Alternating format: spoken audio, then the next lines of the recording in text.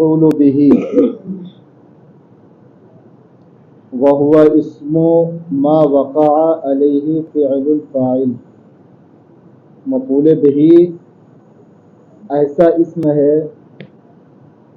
جس کے اوپر فاعل کا فعل واقع ہو، جیسے ضرب زید عمرا۔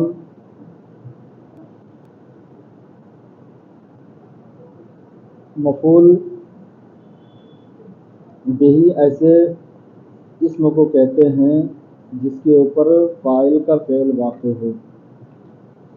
کسی بھی فاعل سے جو فعل صادر ہوتا ہے وہ دو طرح کا ہوتا ہے، ایک فعل لازم اور ایک فعل متعدی۔ لازم جو ہوتا ہے اس میں مفعول کی ضرورت نہیں پڑتی ہے، ٹھیک ہے، بغیر مفعول کے بھی سمجھ میں آ جاتا ہے، اور جو متعدی ہوتا ہے اس میں مفعول کی ضرورت پڑتی ہے۔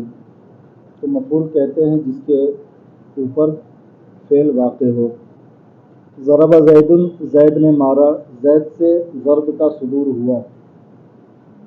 تو جب زید سے ضرب کا صدور ہوا تو وہ ضرب کسی نہ کسی انسان پر، جانور پر یا کسی چیز پر واقع ہوگی، ٹھیک ہے۔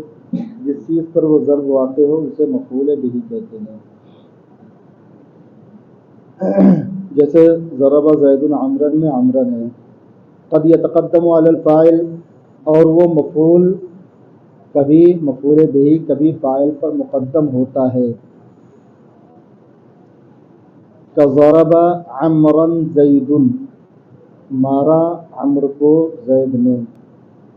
اب یہاں پر یہ جو فاعل پر مفعول به کا تقدم ہے یہ جوازی طور پر ہے، چاہے تو آپ فاعل کو پہلے لا سکتے ہیں، چاہے تو مفعول به کو پہلے ذکر کر دیں۔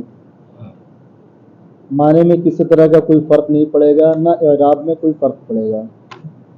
ترکیب کریں گے تو مفعول مقدم ہو جائے گا اور فاعل مؤخر ہو جائے گا۔ آپ جو فعل ہوتا ہے وہ عامل قوی ہوتا ہے، وہ بہر صورت عمل کرتا ہے، اس کا جو معمول منصوب ہے وہ چاہے مقدم ہو چاہے مؤخر ہو، اس پر عامل کا اثر ظاہر ہو جائے گا۔ وقد یحذف فعلہ لقیام قرینۃ، اور جائز ہے کہ اس کے فعل کو حذف کر دیا جائے کسی قرینہ کے موجود ہونے کی وجہ سے۔ قرینہ اگر پایا جائے گا تو اس کے فعل کو حذف بھی کر سکتے ہیں جوازی طور پر، جیسے زیدن،